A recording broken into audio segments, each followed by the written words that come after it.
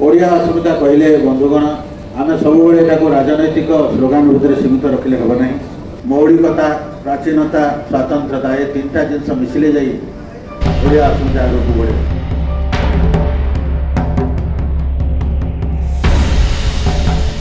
आमर स्वाधीनता संग्राम चलुला, स्वाधीनता संग्राम संग्रामी माने तांकर बहुत बड़ इंस्पिरेशन बा प्रेरणा दुईटा जिनस नहीं। गोटे है वेद आ गोटे है गीता। गीतार से कर्मयोगर कथा शिखी एवं वेदर से भारतीयतार कथा शिखी, भारत भूमि को भल पाइबार कथा शिखी। आम जदि अथर्व वेदर भूमि सूक्त पढ़ा ताले आम मैंने समस्ते लोतकाप्लुत हो। भूमि सूक्त भारत मातार एमती वर्णना अच्छी। भारत भूमि वर्धन गोवर्धन चिंतन एत सुंदर भाव में आग को बढ़ी।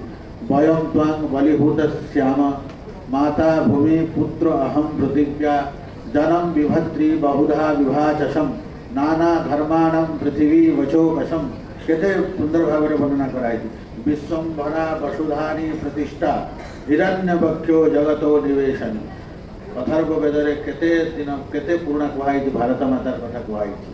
तेणु भारतीयता उत्कलता गोटे आगर परिपंथी नुहे एवं यही भावना को आमको लेकिन आग को चलू पड़ो। यही आमर जो जगन्नाथ जगतर नाथ जगन्नाथ आम समस्त को एक कर समस्त को आदरी देती एवं आमर देवता एमती एक देवता जे सबू वर्ण धर्म जाति सम्मिश्रण। ओडिया अस्मिता कहले बंधुगण आम तीनटा जिनस देखा पड़ो। आम सब राजनैतिक स्लोगान भितर सीमित रखिले हम ना। तीनटा विषय को जब आम पुंखानुपुंख भाव में आलोचना करवा ये इतिहास छात्र छात्री मैंने अच्छा ओडिया अस्मितार चेर ओडिया अस्मितार जो पारंपरिक धारा आहरी रुद्धिमंत हो। से तीनटा जिनस कौन प्रथम आमको देखा पड़ो आमर मौलिकता कौन। ओरिजिनालिटी नथिले मौलिकता नथिले अस्मिता आग को बढ़ी पार ना। आम ओडिया अस्मितार मौलिकता कौन। ओडिया अस्मितार मौलिकता है जगन्नाथ। ओडिया अस्मितार मौलिकता है आमर चिलिका जहाँ को राधानाथ राय लिखिं। आज भी चिलिका से अच्छी जोटा चिरकाल अच्छी। आमर अस्मिता कौन। आमर अस्मिता कोणार्क, आमर अस्मिता लिंगराज। ये मौलिकता ओरिजिनालिटी हूँ अस्मितार प्रथम आधार। आम राणीपुर झरियाल आमर तांत्रिक परंपरा संबलपुर जो लक्ष्मीकर भाई इंद्रभूति अद्वय सिद्धि आ ज्ञान सिद्धि जो मैंने लिखिं वज्रजानी परंपरा से हूँ आमर मौलिकता। आमर जैन धर्म आमर खंडगिरी आमर खारग ये सब हूँ आमर मौलिकता। राणीपुर झरियाल खड़ियाल आमर मौलिकता।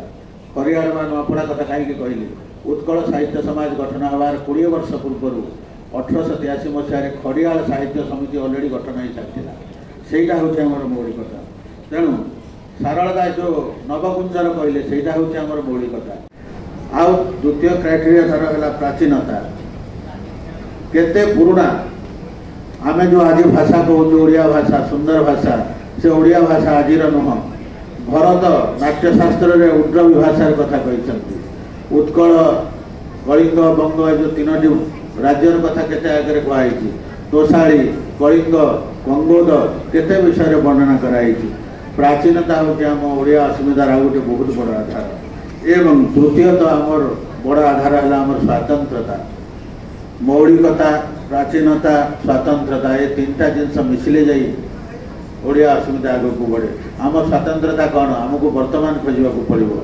आमर पिठा पणा आमर आचार व्यवहार आमर नृत्य ओडिसी नृत्य गीत संगीत ये सब हूँ आमर स्वतंत्रता। आमर लोकवाद्य आमर लोकनृत्य आमर लोकगीत आमर लोकसंगीत ये सब हूँ आमर स्वतंत्रता।